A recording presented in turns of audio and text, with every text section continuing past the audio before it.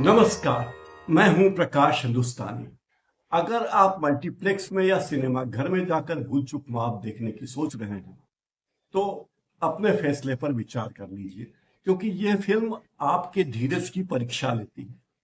Film वैसे तो romantic comedy है, वाराणसी की पृष्ठभूमि पर है, लेकिन कहानी में जो झोल है वो आप झेल नहीं पाएंगे।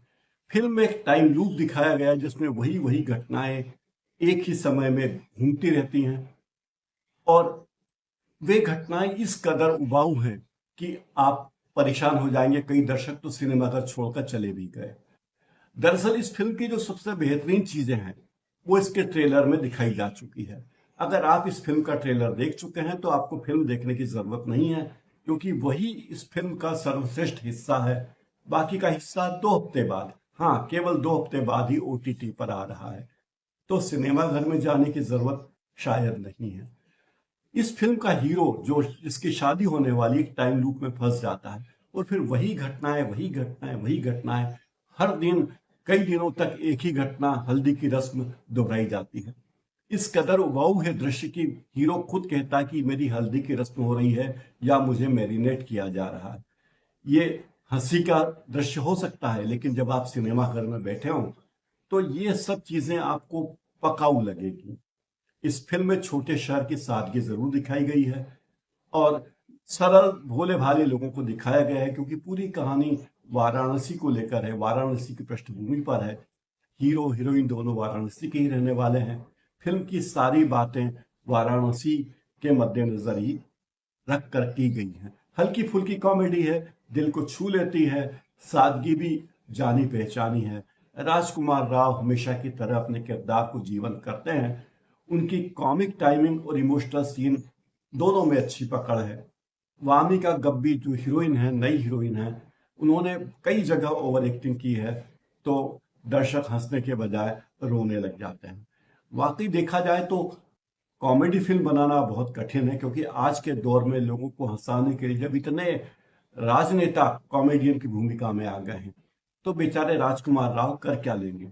उनकी केमिस्ट्री, राजकुमार राव की केमिस्ट्री अपने हीरोइन से ठीक ठाक है, लेकिन सहयोगी कलाकारों में संजय मिश्रा है, सीमा पाहवा है, छोटे छोटे रोल में अच्छी अच्छी छाप छोड़ जाते हैं।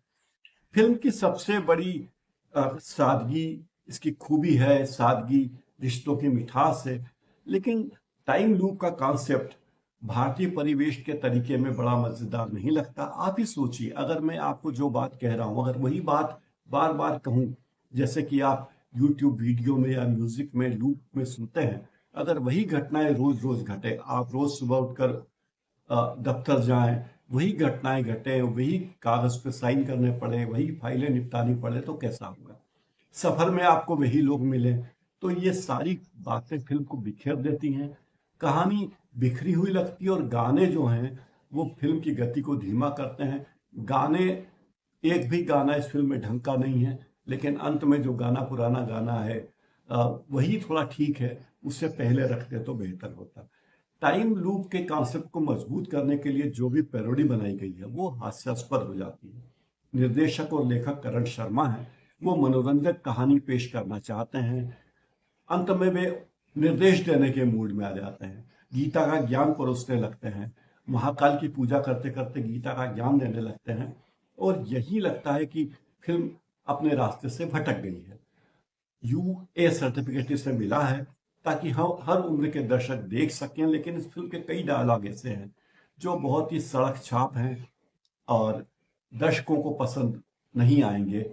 एक वर्ग के लोगों को पसंद आ सकते हैं, लेकिन सभी दर्शक उसको पसंद नहीं करेंगे। ये फिल्म अपने रिलीज को लेकर काफी दिनों से विवाद में रही। पहले इसे अप्रैल में लगना था, 10 अप्रैल को लगना था, नहीं लगी।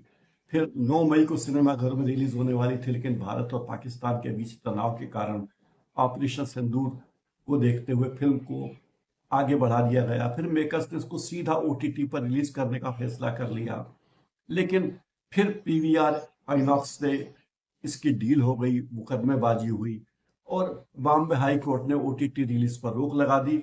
अंततः कोर्ट के फैसले के बाद फिल्म 23 मई 2025 को सिनेमाघरों में लगी है, और अब 2 हफ्ते बाद यानी 6 जून को यह ओटीटी पर स्ट्रीम हो जाएगी। तो इस विवाद की चर्चा करते हुए लोग यही कहते हैं कि भूल चूक माफ करिए, निर्माता निर्देशकों की भूल चूक माफ कीजिए। वे तय नहीं कर पाए कि फिल्म को कॉमेडी बनाएं या वैज्ञानिक कहानी बनाएं। वे तय नहीं कर पाए कि फिल्म को ओटीटी पर लाएं या सिनेमाघरों में लाएं। तो बहुत सारी चीजें इस फिल्म को लेकर रही हैं। हो सकता है कुछ दर्शकों को ये फिल्म पसंद आए, लेकिन आमतौर पर फिल्म पसंद नहीं की जा रही है। सिनेमा घर में तो पसंद नहीं की जा रही है। लोगों को लगता है कि ये पैसे की बर्बादी है। एक अच्छा मजेदार सफर, इमोशनल सफर हो सकता था। एक और गलती इस फिल्म की यह रही कि इस फिल्म का प्रचार इतना किया गया, इसके ट्रेलर इतने चलाए गए कि इस फिल्म को देखते वक्त नवीनता नाम की कोई चीज बचती ही नहीं। दर्शक को पहले ही अंदाज हो जाता है कि अब ये फिल्म में क्या होने वाला है, इस फिल्म में क्या होने वाला है। और अंत तक आते आते दर्शक इतना ऊब जाता है कि वो फिल्म को देखकर तौबा कर लेता है। बेहतर है कि इंटरवल तक ही फिल्म देखी जाए। कई लोगों को लगता है कि इंटरवल के बाद इस फिल्म में जबरदस्ती की कहानी ठूंसी गई है, क्योंकि गीता का ज्ञान जो फिल्म में दिया गया है, कोई दर्शक 200-300 रुपए खर्च करके गीता का ज्ञान लेने के लिए राजकुमार राव के पास नहीं जाने वाला है। ये बात तो आप तय मानिए। लोग सिनेमा घर में जाते हैं फिल्मों के मनोरंजन के लिए, लेकिन मनोरंजन ना हो तो लगता है कि फिल्म देख रहे हैं या सजा भुगत रहे हैं। ये बात दर्शकों को खलती है। फिल्म के सभी कलाकार अच्छे हैं। राजकुमार राव और वामिका गब्बी के अलावा सीमा पावा, संजय मिश्रा, जाकिर हुसैन, रघुवीर राव, रघुवीर यादव, इश्तियाक खान, विनीत कुमार, नवनीश नील आदि कलाकार हैं। लेकिन इस फिल्म में वो मजा दर्शकों को शायद नहीं है। इस फिल्म के बारे में जो बातें कही जा सकती है वो ये है कि फिल्म का कथानक अगर कसा हुआ होता, कहानी में कसावट होती, स्क्रिप्ट थोड़ी बेहतर तरीके से पेश की गई होती और प्रवचन न दिए जाते, तो दर्शक एक बार इस फिल्म को देख सकता था। लेकिन अब इस फिल्म को देखना शायद संभव नहीं है। इस फिल्म की कहानी बिखरी हुई है और धीमा स्क्रीन प्ले है, जिससे इस फिल्म में बहुत उबाऊ बना जाता है। फिल्म में ट्विस्ट नहीं है, थ्रिल नहीं है। बड़े पैमाने पर दर्शकों को बांधे रखने की क्षमता इस फिल्म में नहीं है। इंटरवल तक का हिस्सा थोड़ा ठीक ठाक है, लेकिन उसमें भी कई दर्शक बोरियत महसूस करते हैं। कई दृश्यों को इस कदर खींचा गया है, रबर की तरह खींचा गया है कि वो झेले नहीं जा सकते। बनारस की पृष्ठभूमि है, लेकिन कभी उसके डायलॉग अवधी में हैं, कभी डायलॉग बुंदेलखंडी में है। तो ये फिल्म बनारस के माहौल को भी सही तरीके से पेश नहीं कर पाती। ये असंगति दर्शकों को खटकती है और इस फिल्म की कहानी को प्रामाणिक बनाने में कमी पेश करती है, प्रामाणिक नहीं बनाती। इसके डायलॉग ऐसे हैं जैसे मान लो व्हाट्सएप पर फॉरवर्ड किए गए हों, जो लगता है कि फिल्म की गंभीरता को कम कर रहे हैं। और गाने जो होने चाहिए थे वे प्रभावशाली नहीं है, जबरदस्ती ठूसे गए गाने हैं। फिल्म में शादी का परिदृश्य है, पर हर शादी में हर दर्शक की रुचि हो ये जरूरी नहीं है।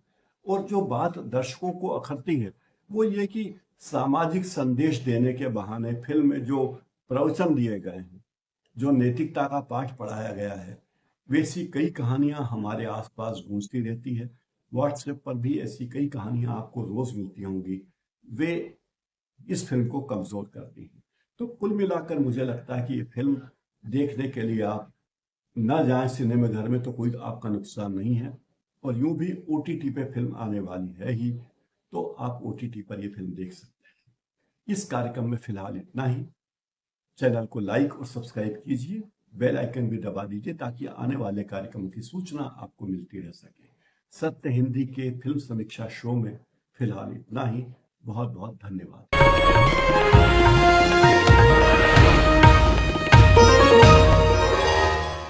Copyright disclaimer under Section 107 of the Copyright Act 1976. Allowance is made for fair use for purposes such as criticism, comment, news reporting, scholarship, and research. Fair use is a use permitted by copyright statute that might otherwise be infringing.